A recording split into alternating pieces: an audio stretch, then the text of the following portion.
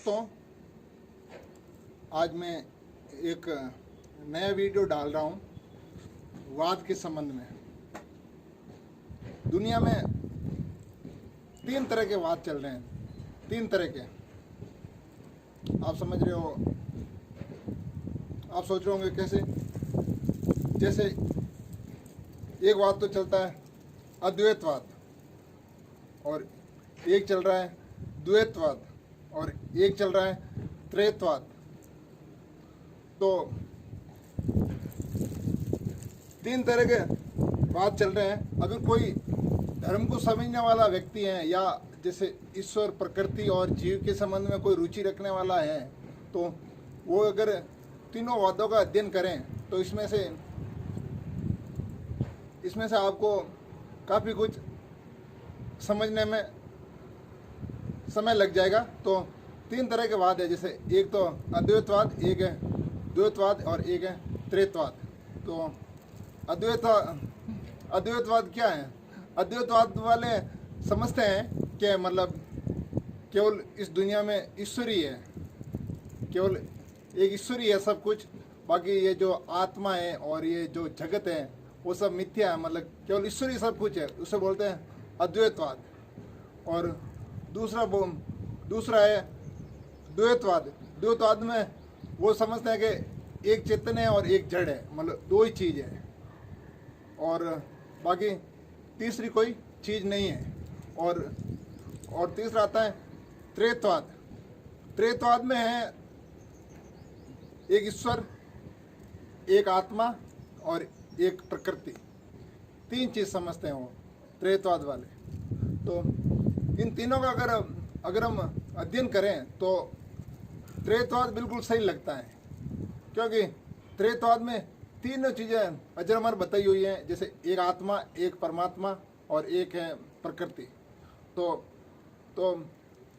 जहाँ तक मेरा विचार है तो ये त्रैतवाद बिल्कुल सही है, क्योंकि त्रैतवाद में आत्मा, परमात्मा और प्रकृति, ये तीनों चीज़ें अजर-अमर है।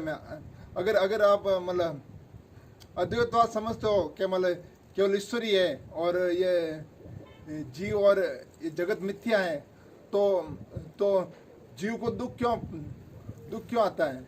अगर ये करने वाला पूरे काम अगर ईश्वर ही कर रहा है जगत में, अद्वैतवाद के सिद्धांत से कि मतलब ईश्वर ही सब कुछ है, ये जगत मिथ्या है, तो मतलब दुख जीव को क्यों होता है? ईश्वर को होना चाहिए ना। तो इस वजह से ये है ना, अद्वैतवाद थ्योरी भी खत्म होती है।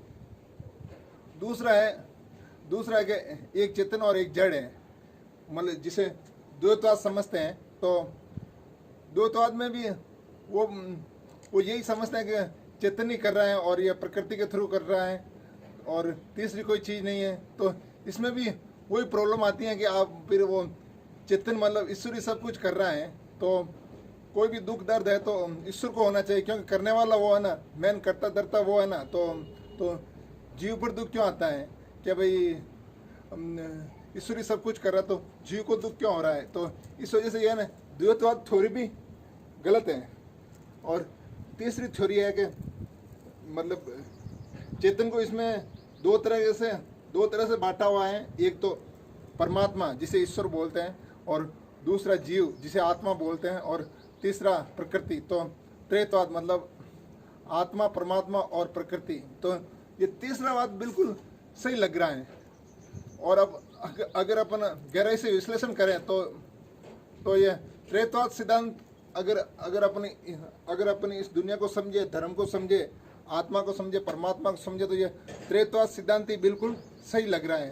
तो त्रैतवाद सिद्धांत बिल्कुल सही है, क्योंकि त्रैतवाद में क्या होता है कि एक तो ईश्वर है जो कि कण कण में व्याप्त है और ये पूरे ब्रह्मांड और पूरे प्रकृति में समाया हुआ है। दूसरा है आत्मा जो कि क्षेत्रज्ञ है, मतलब कि वो है ना केवल एक शरीर में ही है, मतलब क्षेत्र विशेष में है, इसलिए उसको क्षेत्रज्ञ भी बोलते हैं। तो ये क्षेत्र विशेष में ही रहता है, मतलब हर जीव में आत्मा होता है। और तीसरी है प्रकृति, जिसके माध्यम से वो मतलब परमात्मा से मिलने की कोशिश करता है।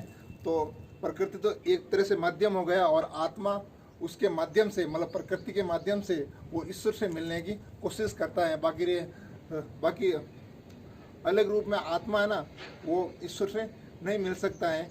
इसलिए ये त्रैतवाद सिद्धांति सही है। और इस जगत में, इस प्रकृति में अपन देखें तो ये त्रैतवाद सिद्धांति बिल्कुल सटीक बैठता है।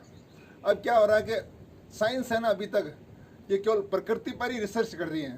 तो इसमें तीन चीज़ें हैं, जैसे एक तो आत्मा, एक परमात्मा और एक प्रकृति। तो अभी तक साइंस है ना, प्रकृति मतलब जड़ पदार्थ पर ही रिसर्च कर रही है। जब तक वो मतलब परमात्मा और आत्मा पे रिसर्च नहीं करेंगे और उसके हिसाब से अपनी टेक्नोलॉजी आगे नहीं बढ़ाएंगे, तो मेरे हिसाब से ये जो प्रदूषण होना है और सुनामी आना है या कोरोना टाइप ऐसी महामारी आना है तो आती रहेगी। क्योंकि साइंस अभी तक है ना परमात्मा को मतलब नकार रही है। मतलब वो बोल रहे कि ये जो प्रकृति सब कुछ है वो अपने आप नियम से बन गई हैं। ये कैसे हो गया, ये कैसे संभव हो गया? प्रकृति तो जड़ है, तो वो चेतन के द्वारा नियमबद्ध कैसे हो सकती हैं? तो अगर विज्ञान को संसार की भलाई के लिए अच्छा विकास करना है तो उनको त्रैतवाद के सिद्धांत से साइंस को आगे बढ़ना चाहिए। इसी से है ना विज्ञान है ना अपने जीवन में सुख समृद्धि ला सकती हैं। अभी तक साइंस केवल एक सिद्धांत मतलब ना प्रकृति पर ही रिसर्च कर रही है, वो है ना आत्मा और परमात्मा पर रिसर्च नहीं कर रही है। जिस दिन ये आत्मा और परमात्मा पर वो रिसर्च करने शुरू करेंगे तो है ना साइंस की प्रोग्रेस अलग तरह की होगी। जय हिंद, जय भारत। ये मेरा बात के संबंध में सिद्धांत है, मतलब त्रैतवाद सिद्धांत सही है।